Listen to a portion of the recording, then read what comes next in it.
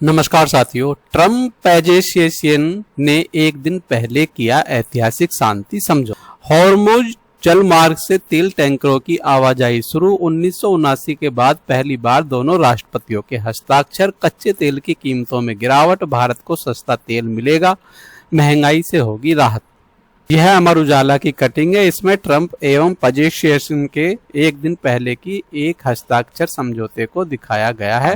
तो यह अमर उजाला की कटिंग है। इसके आधार पर हम इसके पूरा विश्लेषण करते हैं। अमेरिका के राष्ट्रपति डोनाल्ड ट्रंप और ईरान के राष्ट्रपति मसूद पजेशियन ने प्रस्तावित शांति समझौते पर निर्धारित समय से एक दिन पहले डिजिटल हस्ताक्षर किए, जिससे मध्य पूर्व में बढ़ते तनाव को कम करने की दिशा में एक महत्वपूर्ण कदम माना जा रहा है। समझौते के बाद हॉर्मुज जलडमरू मध्य से तेल टैंकरों की आवाजाही दोबारा शुरू हो गई, जिससे वैश्विक ऊर्जा बाजार को राहत मिली और अंतर्राष्ट्रीय बाजार में कच्चे तेल की कीमतों में गिरावट दर्ज की। हालांकि समझौते के बाद भी राष्ट्रपति ट्रंप ने स्पष्ट किया कि यदि ईरान समझौते की किसी भी शर्त का उल्लंघन करता है या प्रतिबंधित गतिविधियों को दोबारा शुरू करता है तो अमेरिका कड़ी सैन्य कार्रवाई करने के से पीछे नहीं रहेगा।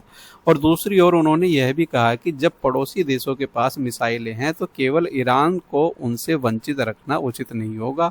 इस बयान को ईरान के प्रति अपेक्षाकृत नरम रुख के रूप में देखा गया है। समझौते के अनुसार ईरान अपने संवर्धित यूरेनियम के भंडार को सीमित करेगा तथा इसके बदले अमेरिका और उसके सहयोगी देशों द्वारा लगाए गए कई आर्थिक प्रतिबंधों से राहत दी जाएगी। प्रतिबंध हटने के बाद ईरान पुनः वैश्विक बाजार में खुले रूप से तेल निर्यात कर सकेगा।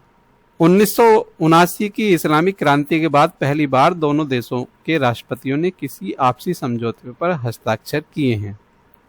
समझौते के कुछ घंटों बाद ही सऊदी अरब के बंदरगाहों से 3 बड़े तेल टैंकर हॉर्मुज जलमार्ग से सुरक्षित निकले हैं।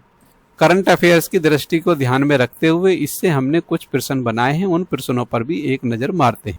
प्रश्न कुछ इस प्रकार है। ट्रंप और पजेशियन ने किस विषय पर हस्ताक्षर किए हैं? तो प्रस्तावित शांति समझौते पर। समझौते के बाद कौन सा समुद्री मार्ग फिर से सक्रिय हुआ है? तो हॉर्मुज जलडमरू।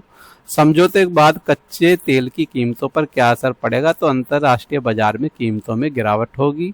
समझौते के तहत ईरान की प्रमुख जिम्मेदारी क्या है? तो संवर्धित यूरेनियम के भंडार को सीमित करना।